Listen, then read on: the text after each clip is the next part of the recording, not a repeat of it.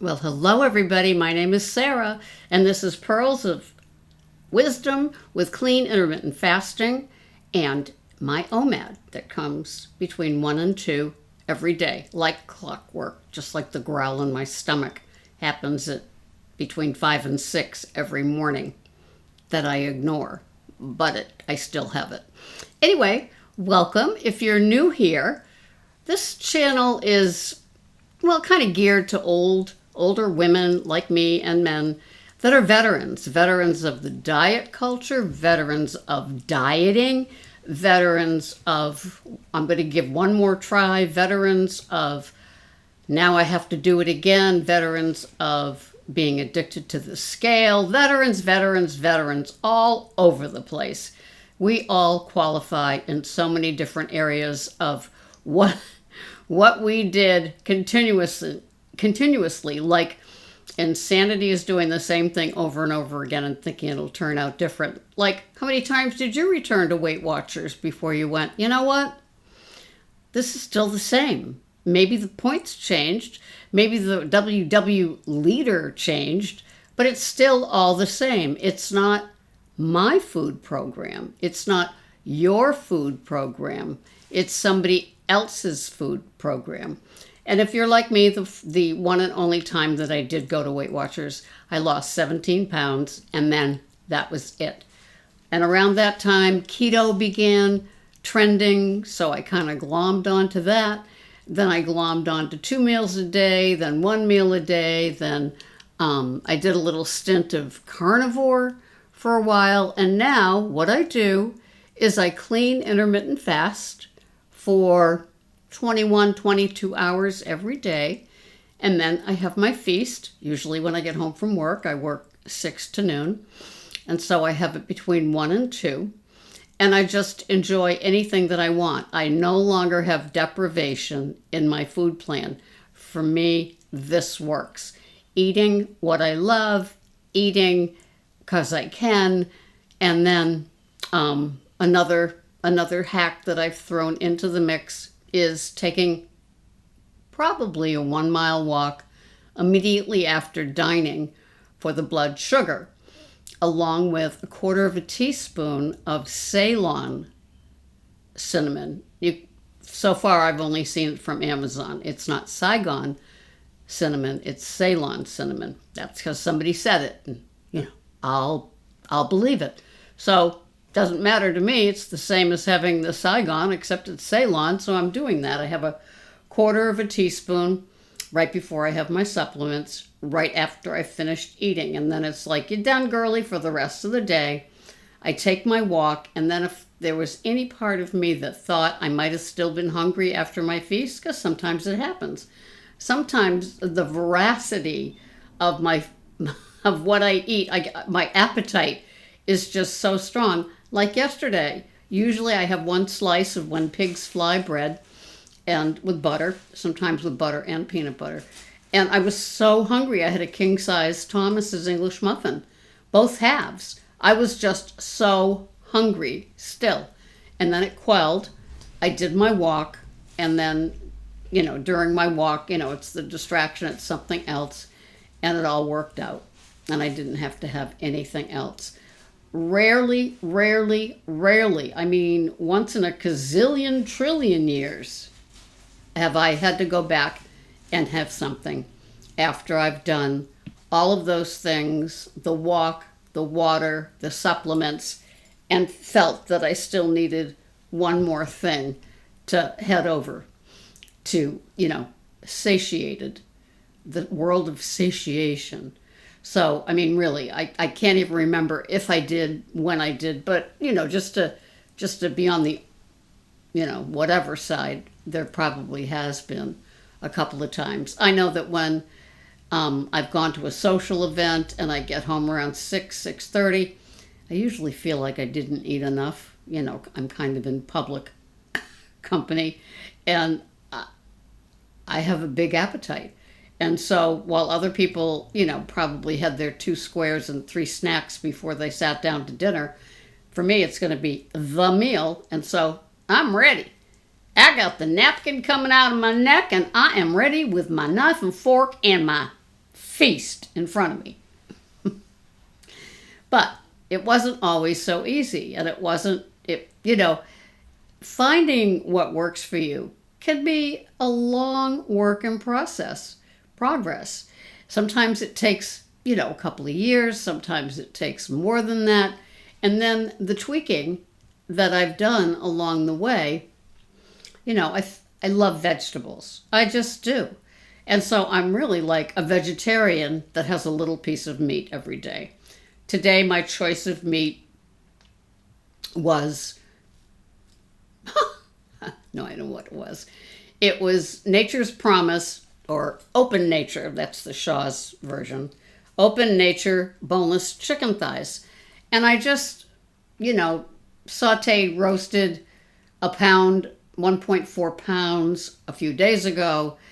And what I had today was one of the chicken breasts, cauliflower, zucchini, asparagus, sauteed with the chicken breast cut up in bite-sized pieces, and I put that on half of a spaghetti squash that I cooked yesterday. And then I sprinkled some Parmesan cheese on top, and I heated it up on top of the stove and then put it in the toaster oven while I got ready, just to make sure it was like thoroughly cooked. And then I had my side salad, which was baby spinach, spring mix, crumbled blue cheese, a few craisins, a few roasted salted sunflower kernels, hemp seeds. I think that was it. And some extra virgin olive oil. And so that was my main meal. And then my dessert, as it were, was Jessica's gluten-free cherry almond granola, which means that it was just made with oats and not any wheat products, with Good Culture cottage cheese and half of a white peach. And then I had my One Pig's Fly Tucson wheat bread. And I just got back from my walk. Perfect Chamber of Commerce 10-day. And, it's a great way to unwind and yet, also do the digestion, blood sugar walk thing. It feels really good. And I've been doing it for like a month or two, 6 weeks, not sure. But it's become a habit and I like it. And when I don't do it, like every 5 or 6 or 7 days, I take a day off, or it ends up with a day off. And so I miss it. I go to bed and it's like, darn, I missed that, because I always feel so good when I get home and energized. I've got like a little spurt of energy. So I said, well, I'll just do a video because that's what I do. So it seems to all work for me. My acceptance that I'm a foodie came a long time ago. In the 70s, I entered Overeaters Anonymous because I realized that I didn't have a full button. Whatever it was, I just never felt gut was full. And so I white-knuckled a lot of those years while I did that. And I went to OA and I was a devotee. And I realized that, my life is unmanageable if my food is unmanageable. And so to pull it all in, the OMAD was I don't know, it just finally I feel like I've arrived. I know that when I go to have my OMAD at 1 o'clock, that anything that I want is going to be put into that one meal a day. And it just works for me. So I'm not feeling deprived. I can promise myself that I don't even have things, or then I don't even have things after I've given myself permission, if I need to, that I could have it. And I've been pretty successful lately. I've been very successful in accepting my disease of compulsive overeating and just in general the food addiction. I still think about food most of the day. Of course, working in a grocery store contributes to that too. But I put my food plan in order for the day really before my feet hit the floor. So when my feet hit the floor, it's usually, between 2 and 3 in the morning. I know, I'm weird. And I get up and I make my salad, put it away. Wash the fruit, wash the avocado. I know that I've got another half of the spaghetti squash. I know that I've got a ribeye steak. I know that I've got the sauteed vegetables as well as all the salad fixings. And so I'm definitely covered. If I cook the steak tomorrow, I will cook it and then cut it in half. So then I'll have 2 nights of the ribeye. And, maybe I'll go ribeye tomorrow night, egg, spaghetti squash, spaghetti squash, and then have the other half of the steak. I'm looking forward to also having a scrambled egg dinner. I've got the eggplant. I want to make that into that kind of like pork eggplant stir fry, putting it in the shell of, half of the eggplant and enjoying that. So I've always got things on the horizon of how I want to do it. It's easy because I only have to please myself. I don't mind leftovers, and I can just go at it. I've got a few things of soup in the freezer that I've cooked, and they'll be good for 1 or 2 meals too, just for break in it. And so I just dawdle along doing what I'm doing, but I accept that I am not a regular non-food thinking person like a lot of people are. And it's always so nice to meet up with somebody that, their eyes light up and they get kind of excited about food. And, if we're like talking in the grocery store and we're kind of like maybe comparing notes, and it becomes apparent that this person shares a lot of the isms that I have, the think about it ism, the plan ism, the, always buying and thinking ahead ism, all the isms of the food addiction that I carry with me. And so it's always nice to be with somebody that shares that thought instead of the ones that are like, what's wrong with you? Why do you think about food so much? Or they'll say something like, you don't need to lose weight. Why are you thinking about that? And it's like, because I do, right? I mean, if you're watching me, maybe you're a lot like me too. So it's a comfortable part now. It didn't used to be. It used to be a very jittery, unstable kind of thought process where I always thought I was 1 bite away from really getting into trouble and never coming back. But it's not that way anymore. I am 1 bite away from losing it, but as long as I know that I'm having my OMAD and I can put things in it, like sometimes the piece of bread, sometimes the dish of ice cream, sometimes a slice of cake or a cookie, just that little something something is going to make the difference. And it's kind of the same way that I learned how to eat pizza after being nothing but a pig about it for decades.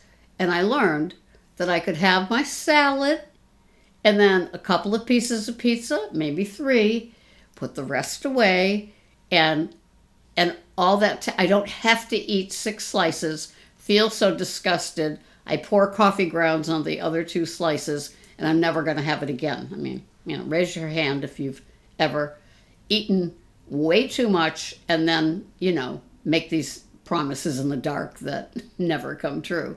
So it just works for me to plan it out and to have that. So when I do have that pizza, it's not just the pizza. I'm still eating like a regular kind of meal. The salad, the pizza's part of the entree. Then I'll have a fruit and granola, or fruit and granola and cottage cheese or something like that after the meal. And I'll be full. I'll be satiated. I'll be okay. I'll take my walk. And it's great. It took a long time to get to that, though.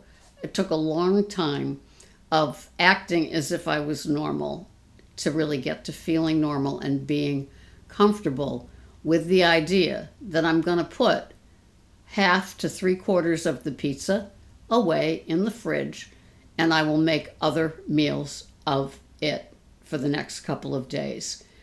And there's an assurance that it's like, this is not the last time you're going to have pizza. I had to like tell myself that. It was like a duh for a normal person.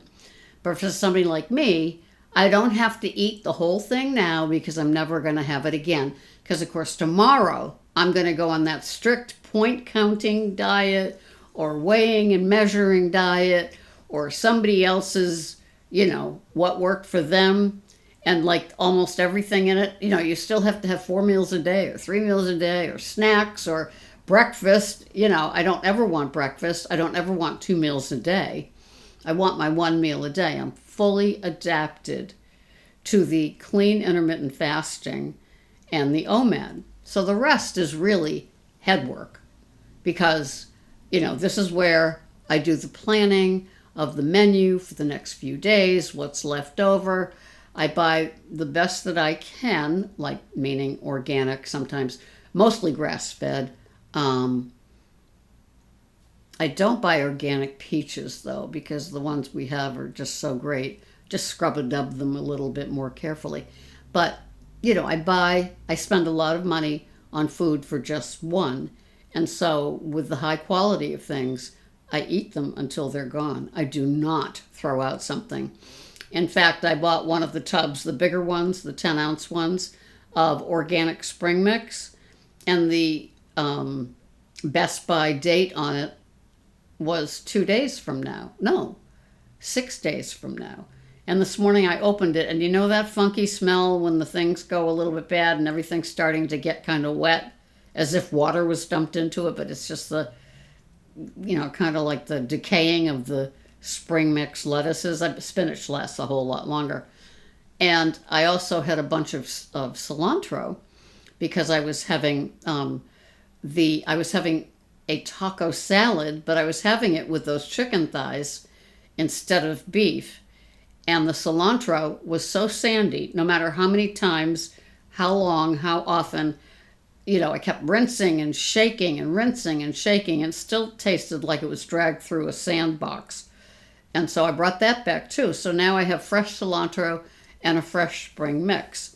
I'll make my spring mix salad tomorrow along with the spinach, baby spinach, and the crumbled blue cheese. And then I'll have probably the ribeye steak. I got some mushrooms as well to saute a little bit. They looked really good.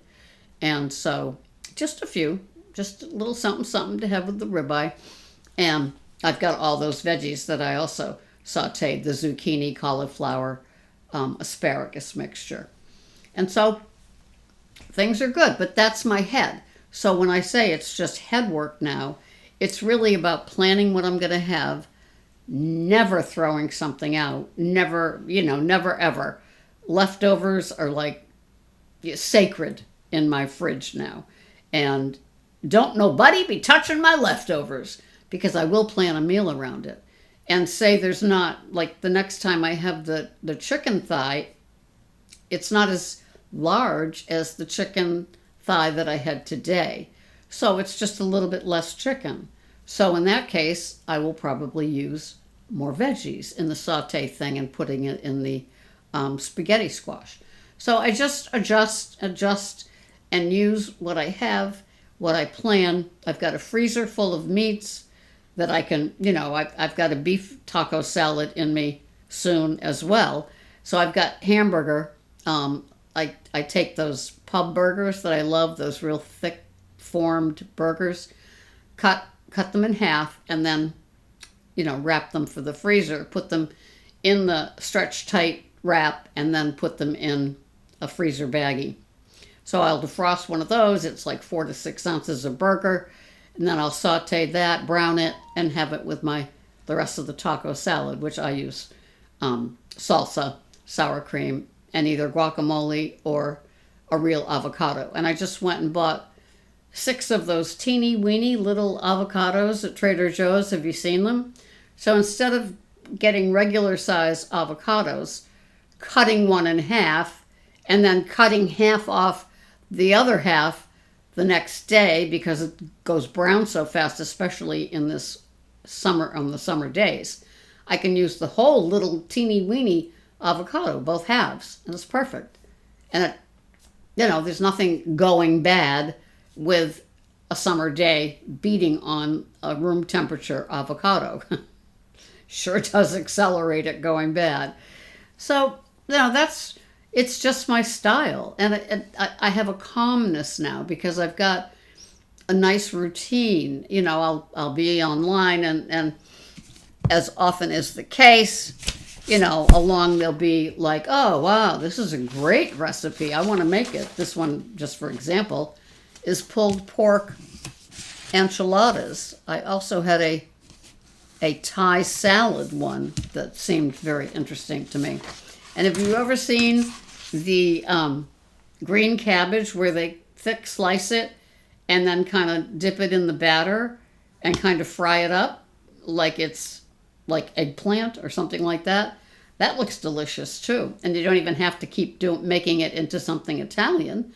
You can just have it, like in my case, I'd probably have it just as is. I love the taste of cabbage sauteed in coconut oil. And I might even do that thick slice of cabbage without the batter and just have it with coconut oil and ghee or butter, the combo, and kind of brown it up. And, it's a knife and fork thing on the side of the meat next to the salad. So things I think of because I love the variety. And one man who's a big vegan, I was listening to him for ideas on veggies, and he said try to have 30 different vegetables each week. And so what does that mean for spring mix? Is that 15 different ones already because it's all the different lettuces? But I get what he means, So I sometimes add them up. Like if I can't sleep, I'm having trouble falling asleep, I'll start adding up the different veggies that I've had that week or this week so far. And it just always tickles me. So that's what I do. It's very simple. This didn't get easy overnight. There's a lot of white knuckling. There's a lot of my brain still thinking it's hungry. There's a lot of fighting back and forth, the infighting inside of the head. Go ahead and have it. No, you've already had enough. Oh, I bet I really want it. Well, then go ahead and have it. Well, no, now you're pushing me to go have it. Well, no, I'm not. You just keep saying you're hungry. So I'm telling you just, that insanity. And it's all in your head. And nobody can tell that you're like having this battle inside your head because you're like, walking down the grocery aisle, smiling, pushing a cart.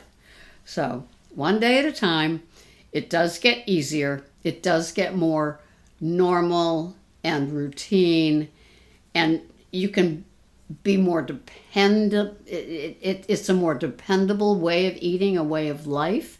At least that's how I found it. Getting to the clean intermittent fasting was easy. I didn't know what I didn't know. So I was still chewing gum. I was still having loaded coffees. I was still using xylitol, which is a big no-no now, I guess. And I was doing all of this stuff thinking, I got this, until little by slowly the clean part of the intermittent fast entered. I quit. I went to black coffee. Took a long time, probably 6 months. I gave up gum. Same thing, a lot of months. Now when I get stressed, I want to stick a piece of Wrigley's Double Mint right in my mouth, or one of those gums that you bite into it and the center is oozy-goozy, probably chemicals. It took a while to give up the gum too, and it's all out of the house. No Tic Tacs, no gum, no nothing in my coffee. It's always a strong, usually dark roast, although sometimes I like a light roast or a medium roast just for and giggles, but it's always black and it is never flavored. It is pretty much a strong brew, from espresso to French roast to Verona to Italian to even espresso sometimes, but I usually mix the espresso beans with another bean, and that's how I do it. And I just do one day at a time. I come back on here. I took my little break for a couple of months, missed everybody, decided it's time to come back. I missed you. Some of you missed me. So it's a perfect little world. And so little by slowly, we do it. And we, see new products. We pay attention to the ingredients. We don't pay any attention whatsoever on the outside of the box, the bag, the whatever. We turn it over and we see the ingredients. There's a free item in this week for employees at Shaw's, and it's Open Nature, so that's the organic salad dressing. So I just have olive oil on mine, sometimes macadamia nut oil. So I never have to play the salad bottle reading. But my coworker said, "You don't use this, do you?" Because she already had one. I said, "No." And she said, "So clip your free one and I'll take it." So I get it. And so I get curious. I flip it over. What's the first ingredient? I don't know. I think water. But the second ingredient, canola oil. Like right out of the gate, seed oils. No, thank you. How do you get organic canola oil? It's an oxymoron. There is no such thing. There is no canola bush that you're getting that oil from. It is a seed oil concocted in laboratories and industrial plants. It's not good for you. It's considered a seed oil. No matter how many people tell you different, why keep buying it? Just stick to extra virgin olive oil and avocado oil for your salad and make your dressings, right? With either, some sort of apple cider vinegar or whatever. But you'd have to look really, really carefully at any bottled, jarred, refrigerated, whatever salad dressing that you see in the stores. I haven't seen one yet that doesn't keep using canola oil. So just buyer beware, health beware. It's all about you, right? If you're going to pay the same price for canola oil as you are for avocado or extra virgin olive oil, get the good stuff. Your body will thank you. Anyway, this has been Sarah, Pearls of Wisdom and Food. Have a great weekend. I know you're never going to eat again when you view this because yesterday was the 4th of July and you had everything that you could possibly eat because you're never going to overeat again. It's just the beginning of summer, and summer is the toughest season as far as I'm concerned. The picnics, the eating out, everything's a pull, everything's a trigger, ice cream, all of that sort of stuff, the fried clams, all the summer favorites that, do people think of fried clams in December? I don't think so. They're thinking of Christmas cookies, right? Anyway, I'll see you here the next time. Thanks for being here. This has been Sarah, Pearls of Wisdom and Food with Clean Intermittent Fasting and OMAD. Bye-bye for now.